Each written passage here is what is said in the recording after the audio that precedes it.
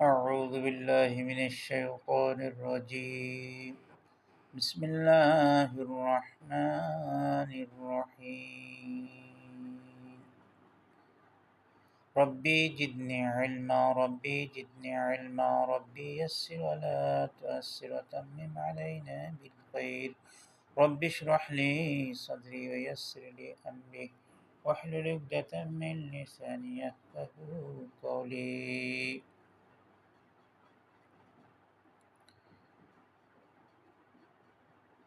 দর্শক শ্রোতা মণ্ডলী, আজকের আমরা নতুন একটি সূরা নিয়ে আলোচনা করব।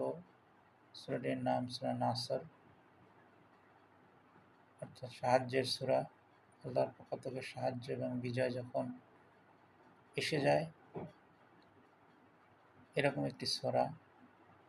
সাথে সাথে থাকে বিদায়ের ব্যথাতুর বেদনার ইঙ্গিত। আমরা এই সূরাটির মধ্যে দেখি যে ইসলামের বিজয় এবং সাহায্য যখন পাশাপাশি চলছিল, তখন এই পৃথিবী থেকে যিনি এই বিজয়ের ঝান্ডা প্রতিষ্ঠা করেছিলেন, তার বিদায়েরও, জীবনের বিদায়েরও সময় চলে এসেছে। অর্থাৎ আমরা এই সূরাটি যখন পাঠ করি, তখন দেখি আল্লাহর সাহায্য এবং বিজয় চলে এসেছে। মানুষ দলে দলে ইসলামে দাখিল হচ্ছে। আবার একটি তানবিহ, একটি সতর্কতা, যে বিজয় আসার সাথে সাথে আনন্দিত না হওয়ার জন্য আল্লাহর প্রশংসা এবং পবিত্রতা বর্ণনা করা, তার কাছে ইস্তিগফার করা জীবনের সমস্ত ভুল ত্রুটির জন্য, এবং তার কাছে তওবা করা। সুতরাং আমরা এমন একটি সূরা এখন পাঠ করব। আগে পাঠ করে নিই, তারপরে এর অর্থ এবং সংক্ষিপ্ত কিছু কথাবার্তা এই বিষয়ে শুনব। ইজা জাআ নাসরুল্লাহি ওয়াল ফাতহ ورأيت الناس يدخلون في دين الله أفواجا فسبح بحمد ربك واستغفره إنه كان توابا।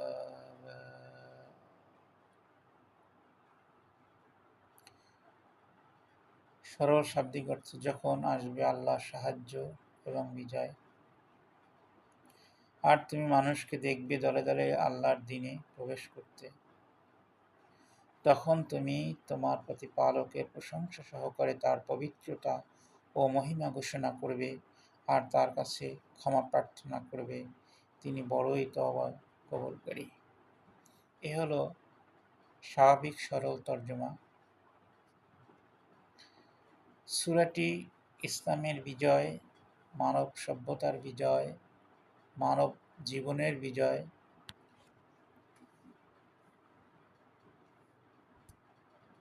বিশ্বজগতের বিজয়ের সূরা।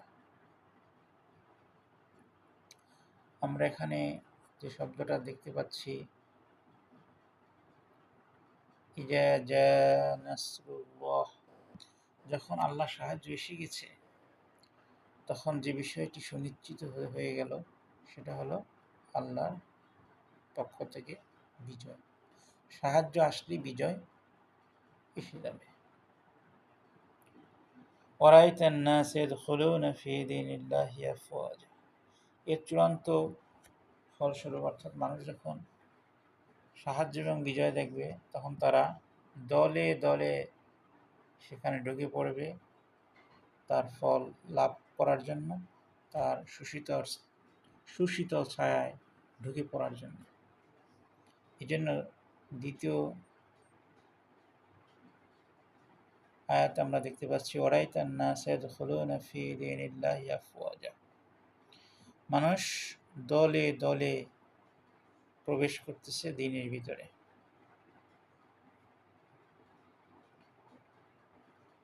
এই চূড়ান্ত বিজয়ের জন্য অনেক কষ্ট, ক্লেশ, পরিশ্রম করতে হয়েছে। সুতরাং যখন এর বিজয় চলে এসেছে, তখন আমরা দেখেছি দলে দলে এর ভিতরে মানুষ প্রবেশ করছে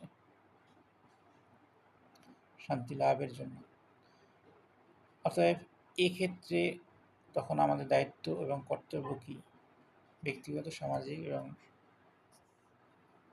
আন্তর্জাতিক পর্যায়ে আমাদের দায়িত্ব হলো ফাসাব্বিহ বিহামদিহ, অর্থাৎ প্রশংসা সহ প্রতিপালকের পবিত্রতা ঘোষণা করা। আরেকটা বিষয় হলো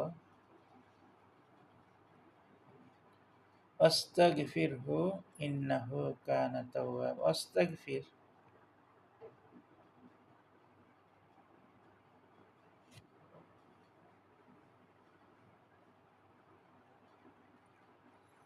অর্থাৎ তার কাছে ইস্তেগফার করতে হবে এবং তওবা তার নিকটই করতে হবে। অর্থাৎ বিজয়ের সময় বিজয়ের সাথে সাথে একটি তানবিহ এখানে আছে যে বিজয়ের সাথে সাথে একটি অধ্যায়ের যেমন সূচনা, সমাপ্ত হওয়ার ঘোষণা, অন্য একটি দিক হলো যিনি এই বিজয়ে নেতৃত্ব দিয়েছেন তারও পৃথিবীর থেকে বিদায়ের ঘোষণা। যেমন এই সূরাটির মাধ্যমে আমরা ইসলামের বিজয়ের সূচনা এবং রাসূল সাল্লাল্লাহু আলাইহি ওয়াসাল্লামের পৃথিবী থেকে বিদায়ের ইঙ্গিত পেয়েছি। দীর্ঘ 1450 বছর যাবৎ ইসলামের বিজয় চলমান সমস্ত পৃথিবীতে। শেষ দিকেও একটি বিজয় আসবে ইসলামের, যে বিজয়টি এই বিজয়েরই অন্তর্গত, সার্বিক বিজয়েরই অন্তর্গত। সেটা হলো ঈসা আলাইহিস সালাম ও ইমাম আল মাহদী আলাইহি রিদওয়ানের নেতৃত্বে সমস্ত পৃথিবীতে একটি বিজয় আসবে। এই বিজয় সেই বিজয়েরই অংশ। সুতরাং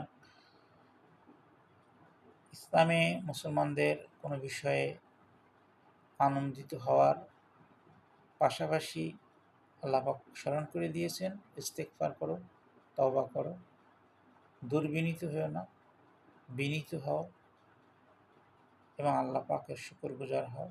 আল্লাহ যে বিজয় দান করেছেন তাতে তুমি আল্লাহ পাককে তোমার সাথী করে নাও, আল্লাহর কাছে ক্ষমা প্রার্থনা করো, তওবা করো এবং আল্লাহ পাকের তাওয়াবিন,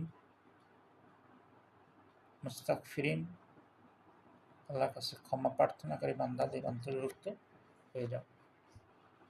ওমা আলাইনা ইল্লাল বালাগ।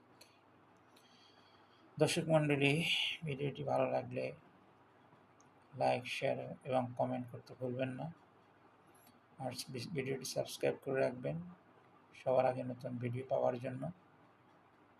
আমাদের সাথেই থাকুন।